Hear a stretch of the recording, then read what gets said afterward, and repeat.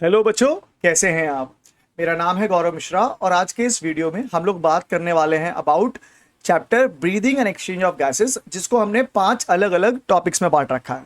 पहला टॉपिक जो है वो है respiratory organs, second is exchange of gases, third is transport of gases, fourth is regulation of respiration and fifth is disorders associated with the respiratory system.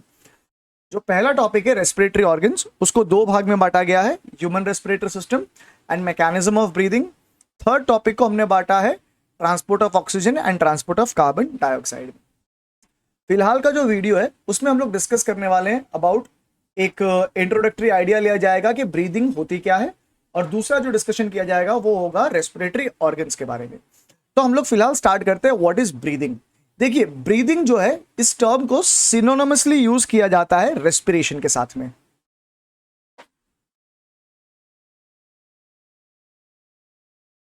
जिसका मतलब होता है process of exchange of oxygen from the environment with the carbon dioxide produced by the cell.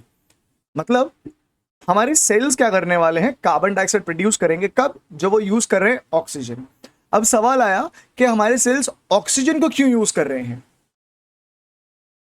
So what is the cell going to do is it is going to use substrates like glucose, amino acid and fatty acids for the purpose of deriving energy in the form of ATP. And for doing this particular task उसको क्या चाहिए होगी, उसको चाहिए होगी oxygen. ठीक है, तो ऑक्सीजन जो है वो ग्लूकोज को, अमाइनो एसिड को और फैटी एसिड को सेल के अंदर ब्रेक डाउन करेगा और इन टर्न जनरेट करेगा कार्बन डाइऑक्साइड। तो ये ऑक्सीजन को सेल के अंदर लाना और सेल के द्वारा जो कार्बन डाइऑक्साइड बना है उसको एनवायरमेंट में बाहर पहुंचाना, इस प्रोसेस को हम लोग क्या बोलते हैं, ब्रीदिंग या फिर रेस्पिरेशन। अब अगर मैं ये समझ चुका हूं कि ब्रीदिंग और रेस्पिरेशन दोनों एक चीज है और ये हमारे सेल्यूलर लेवल पर हो रही है, ठीक है, ये ऑक्सीजन हमारे बॉडी के अंदर एंटर कहां से करता है, ये हमारी बॉडी के अंदर एंटर करता है लंग्स के द्वारा और पहुंचाया जाएगा हमारे सेल्स तक। तो दो तरह के रेस्पिरेशन हो जाएंगे, सेल्यूलर और पल्मोनरी। इस चैप्टर का सारा फोकस जो है वो होगा पल्मोनरी रेस्पिरेशन के ऊपर। Okay, now since we have understood what is respiration और breathing, now we will be talking about respiratory organs. तो अलग अलग लेवल के जो ऑर्गन्स होंगे, जो अंडर डेवलप्ड ऑर्गन्स हैं, ऑर्गेनिजम्स हैं, जो डेवलप्ड ऑर्गेनिजम्स हैं, क्या इन सभी के पास सेम रेस्पिरेटरी ऑर्गन्स होते हैं, ये हमको समझना है इस टॉपिक के अंदर। तो फटाफट से स्टार्ट करते हैं। देखिए, हमारे पास जो ऑर्गेनिजम्स होंगे उनका breathing mechanism will be varying depending on the nature of the habitat जहां पे हमारा ऑर्गेनिज्म रह रहा है।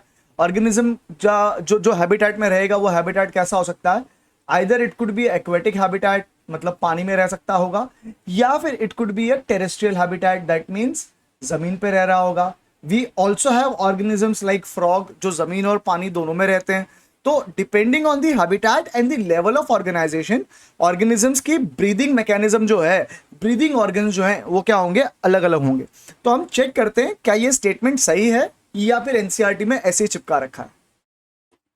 सो हमारे पास कुछ लोअर इनवर्टिब्रेट्स की कैटेगरीज है, जैसे कि हमारे पास हो गए स्पंजेस, हमारे पास हो गए सिलेंट्रेट्स, हमारे पास हो गए platform. Now these organisms have the simplest type of organisation. इनके पास टिश्यू लेवल तक के ऑर्गेनाइजेशन है, ऑर्गन लेवल तक की ऑर्गेनाइजेशन है, उससे ज्यादा डेवलपमेंट इनके अंदर हो पाया नहीं है। समझ रहे हैं आप। तो यहां पर जो रेस्पिरेशन होगा वो एकदम सिंपल डिफ्यूजन के द्वारा होगा। मतलब जो बॉडी सरफेस है, ठीक है, जो बॉडी सरफेस है वो क्या करेगा, वो सीधे सीधे जो सराउंडिंग मीडियम होगा उसमें से ऑक्सीजन को अंदर ले लेगा और अपनी बॉडी के अंदर से कार्बन डाइऑक्साइड को बाहर सीधा एक्सचेंज कर लेगा मीडियम में। ठीक है, इनके पास कोई भी स्पेशलाइज्ड ऑर्गेनल नहीं है। तो प्लीज ये लिख लीजिएगा आप लोग, नो स्पेशलाइज्ड ऑर्गेनल।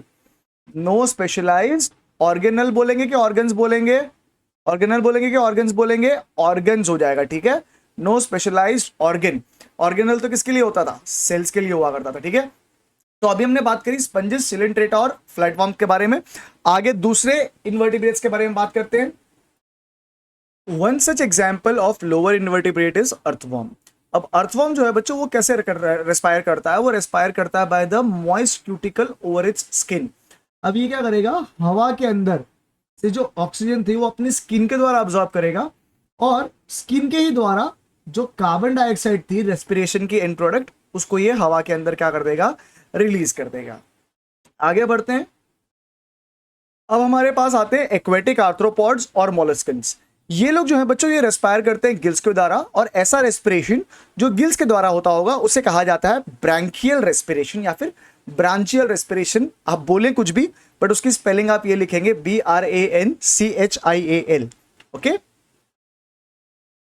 जो लोअर इनवर्टिब्रेट्स टेरेस्ट्रियल एनिमल्स होंगे वो अपने लंग्स के द्वारा रेस्पायर करेंगे, अपने फेफड़ों के द्वारा रेस्पायर करेंगे, which is nothing but a vascularised bag. ठीक है, जिसके अंदर बहुत सारी छोटी छोटी सी कैपिलरीज अंदर वेसल्स के रूप में प्रेजेंट हैं, और ऐसा रेस्पिरेशन जो लंग्स के द्वारा किया जाएगा उसे कहा जाएगा पल्मोनरी रेस्पिरेशन। ठीक है, ये जो हमने बात करी, ये हमने बात करी लोअर इनवर्टिब्रेट्स के बारे में। अब हम बात करते हैं वर्टिब्रेट एनिमल्स के बारे में। अगर वर्टिब्रेट्स के बारे में बात की जाए तो वर्टिब्रेट्स के 5 क्लासेस होते हैं, वो आपको पता होगा, फिशेस, एम्फीबियंस, रेप्टाइल्स, बर्ड्स और मैमल्स। इसमें फिश जो है बच्चों वो रिस्पायर करती है गिल्स के द्वारा, और उसके अलावा ये एम्फीबियन हो गए, रेप्टाइल्स हो गए या बर्ड्स हो गए, वो रिस्पायर करेंगे किसके द्वारा, वो रिस्पायर करेंगे लंग्स के द्वारा। हमारे पास एक खास एनिमल है जिसका नाम है फ्रॉग। फ्रॉग जो है it can respire by the lungs also and it can respire by the skin also. ठीक है, स्किन के द्वारा जो रेस्पिरेशन होता है उसे कहते हैं cutaneous respiration. Okay, so I hope आज का वीडियो जो था आपको थोड़ा सा फैसिनेटिंग और अच्छा लगा होगा, जिसमें हमने बात करी थी introductory idea of breathing and we talked about different respiratory organ that are present in the animal world. अगले क्लास में हम लोग बात करेंगे बच्चों about the next topic which will be respiratory organs के अंदर ह्यूमन रेस्पिरेटरी सिस्टम। तब तक के लिए अपना बहुत बहुत ख्याल रखें एंड गॉड ब्लेस यू।